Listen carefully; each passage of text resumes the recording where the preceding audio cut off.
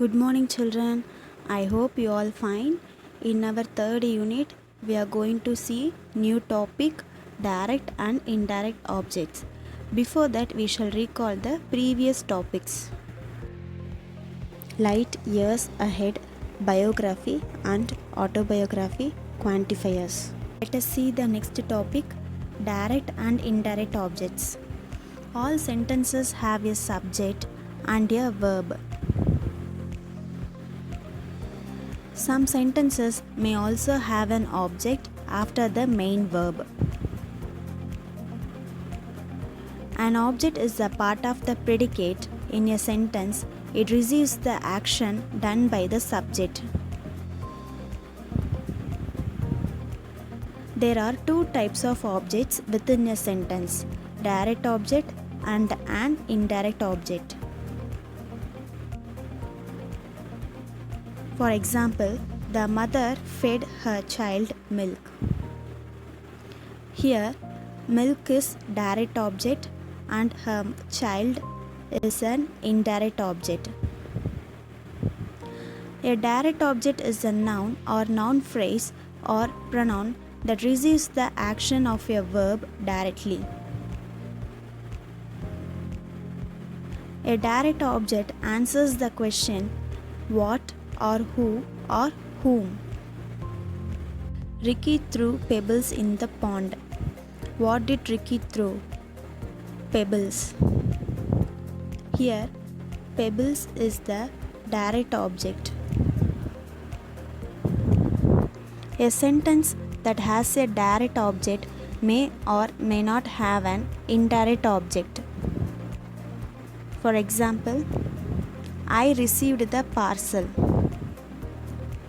What did I receive? The parcel. In this sentence, there is no indirect object. Parcel is the direct object.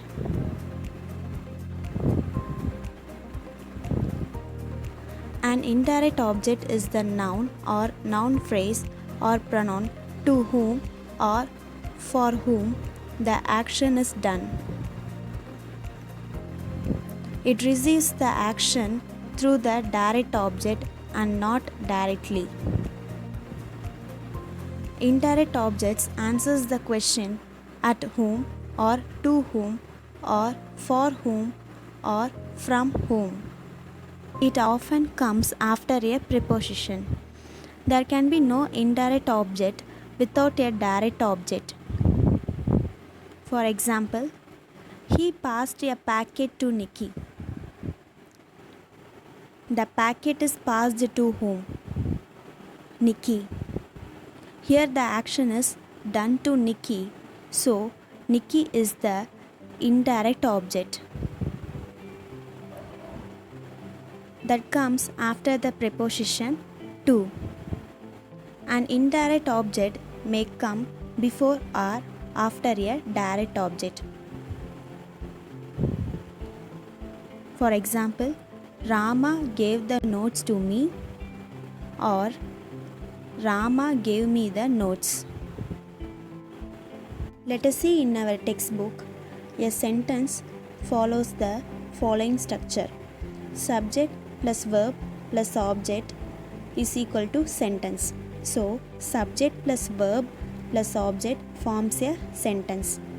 The subject is usually a noun, a word or phrase that names a person, place or thing.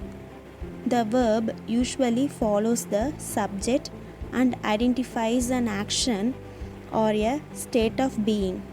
The object of a sentence, also usually a noun, usually receives the action and follows the verb. Here, the subject is usually a noun, the verb usually follows the subject, and the object of a sentence, also usually a noun, usually receives the action and follows the verb. Next, revisit the example presented in Look Deep 3.11.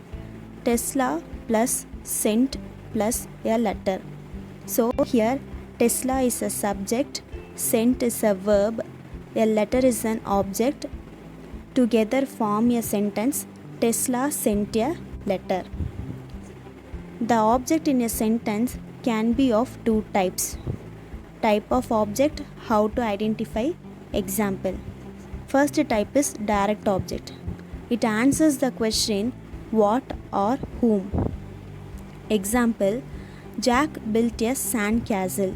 Here, Jack is a subject, built is a verb, a sand castle is a direct object. Answers the question what. What did Jack build? Jack built a sand castle. So here sand castle is a direct object. Second one is an indirect object. It answers the question to whom or for what. Example. Jack built a sand castle for his sister. Here Jack is subject, built is verb, a sand castle is direct object, for his sister is an indirect object. Answers the question for whom. For whom did Jack build a sand castle? So Jack built a sand castle for his sister. So here for his sister is an indirect object. Next, word of caution. The indirect object can appear before or after the direct object in a sentence. Revisiting the example in figure 6, we may say Jack built a sand castle for his sister. Jack built his sister a sand castle. In sentences where the indirect object follows the direct object, we use a preposition. Jack built a sand castle for his sister. Here, the indirect object follows the direct object. So we are using preposition. Jack built a sand castle for his sister. Here for is preposition. Here are some more examples. Jim sold his bike to Jack. Here Jim is subject, sold his verb, his bike is direct object. It answers the question Jim sold what?